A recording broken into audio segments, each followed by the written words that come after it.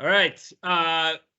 Joining us today on the Shooter Showcase is a man who needs no introduction, like most of us. It is Mr. Chad Allen Forster. What up, guys? What up? Thanks for joining me today, Chad. I really appreciate it. Yep, you bet.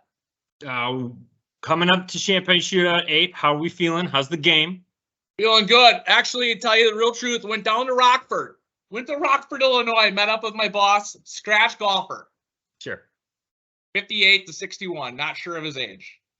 But my hips are inside of a barrel now. So everything I do is within inside a barrel. He said I was real loose in the hips, which I already knew. I knew my hips were pretty loose. But so now I'm pretty stable. And I got a new 2 of reds from Derek. So I'm feeling good going into the shootout. It's definitely B-side. I should represent pretty well for the B-side. At least hold us together. I love that. I'm going to be honest with you. When you mentioned that you're in a barrel, I had no idea what you meant. Right. Fair. I thought it was your brain was in a pretzel type situation. So to you explain that you're in a barrel, I get it a little better now. Right. No, my head is in a pretzel from Friday to Sundays usually, but during the week it's pretty loose. But I'll tell you, in a barrel, you're constantly in a barrel. You keep your body in the barrel and everything stays within the barrel. That's what I was taught. That's where I'm going. That's what I'm sticking with. So that's where we're at. That's where we're at. Yep. Okay. So, you've been playing a lot? No, I try not to loosen the game up too much. But like I said, I got down to Rockford. I knew the shootout was coming, and I know I'm with Libby's brother this year, and I don't know him that well, so I don't want to be out there just completely making an ass of myself, or hopefully not lose him too much money. So yeah, the idea was to just get some things in order. I generally stay ready as it is. So I'm gonna be honest with you. The competition committee knocked it out of the park by pairing you and Libby's brother together. That you guys are, you're cut from the same cloth. Well, that's good for him. So we're ready to go. Things should be good for Team Red.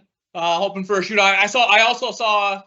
I don't know. It's changed a few times, but I'm seeing 91 degrees. So I'm thinking water might be a big thing this year. I'll try a couple more this year than usual. I didn't see. Yeah, that. high 80s, low 90s. So, yeah, we're ready to go. I think we're ready to get out there. She's going to be a scorcher, Chad. Stay hydrated, boys. I know it. Get that water in early and often. Yeah, push the water. Yeah. So, okay. That's the plan. Okay, Chad. Marry, fuck, kill. Oh, Doritos. Oh. Mountain Dew. Oh, God, hold on. Got it. Miller Lite. You taking notes? Yeah, I gotta put it down here. The whole thing. All right. Without a doubt, I'm marrying Miller Lite. Yeah, 100%. Somebody you can trust. Stick around. Been there for kill. I'd have to be honest. Since my son's been born, I haven't had a full Mountain Dew. So I'm gonna kill the Dew. Usually can, especially with a can. It takes 2 sips, gone. And what was the last one? Fuck. Oh, Doritos, easily, not even a question. So come out the gate with the Doritos. I'll go Cool Ranch to fuck with, and back up, obviously, just regular. Outside of that, I don't get too far out of those when it comes to Doritos. But like I said, I think those 3 are pretty good for me. Those 3 are things that I can rely on. So yeah, I got you. I got you. You don't venture into like the new like barbecue fighter or whatever they got. Okay, now let's back it up. A lot of people think that I do all these crazy things. I stick to the normals. I don't go off, and I think everybody's like, "Oh, do you want to do this one? You want to do that?" Especially fast food. Like I do not go off the rails. I got my staples. I stick with them. Oh, Chad, you want to do a review on this? Chad, you want to do a review on that? Yeah. I'll tell you right now, I don't. I stick to the staples. Something new comes out that's a little off, I'll try it. But I think you guys all know I've kind of retired my my reviews. So they're in the archives. That's interesting to me because there's a guy on Instagram that I see videos of every once in a while. His name's Wilson Tristan. I think I've sent you a bunch of them, and he just does like soda reviews, and I'm always like, Chad, this could easily be your brand. Yeah. And to hear you say that you don't venture too far from the beaten path, it brings it home a little bit for me. And I've seen a few of his, and I see what he's doing. And we're not asking for what he's doing. We're not asking for that type of stuff. He's just out here doing it. He's just out here doing it. So okay, you gotta know your audience. I also knew I needed to stop doing them when the comments stopped. You know, people were just liking instead of commenting. I was like, I think I'm done. It's a lot more impersonal to just hit the like. Yeah. Right. So I knew once the comments were done, I was hearing from people that I haven't heard from since college. So I was like, this is pretty neat. And then those stopped, and then the likes were getting less. You know, I knew the brand was getting soft. So I knew, hey, let's put it in the archives. Let's just have something to chew on that people can think about. I love that. I love that. Not overdo the brand. So it's better to get, better to move on a year too early than a year too late. Right? Yes, that's an absolute truth. It's like George Costanza, say the joke and get out of the room. Gotta go. Yeah, love that. I love that. Love the awareness that you have. Yeah, sure. Tell me about your spirit animal. Well, I don't know if I have a spirit animal, but I do know I want to come back as, and that's a pelican. I've always wanted to come back as a pelican. And the reason for that, always good weather, always looking like they're having fun. Yeah, you want that gullet thing? Yeah, they really, and you know what? They can spread their wings. And and the other thing about them is they're always over water, and they always look like they're having a blast. Big water. Anytime. So for me, I'll always come back as a pelican. And I've always said that. Okay. That's who I am. That's I didn't know what to expect from that question. Right. I wasn't gonna guess pelican. Yeah, pelican's where I'm at. Okay. Okay. So Chad, you're a big sports guy. You're a sporting fellow. You dabble. I dabble. When was the last time you played maybe like a significant other in basketball one-on-one? Oh boy. Yeah, I knew this is not a question from you. This is coming from TC. So yeah, I will be honest. It was Whitney Nachreiner, 2000. I'd have to say 2007. She took me to the hole 3 times in one-on-one.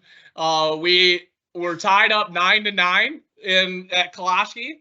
I was like, I cannot believe we're tied up 9-9. First of all, like this is either I knew it was going to be my last game of one-on-one that I've ever played if I lost. She goes inside, outside. Just takes me to the hole on point 10. I thought there was no way that this was landing. Not even play and win by 2, because I'm thinking I should be up by. It should be 10-2. It shouldn't be 9-9. Takes me to the hole on the 4th one in a row.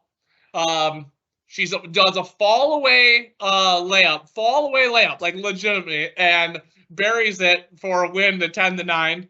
The longest walk out of Kalashki that I've ever had to do. So that was interesting. We had an interesting relationship from there on out. But the balance of power had swung. The balance of powers was from the start was a mess. That basketball game didn't help at all.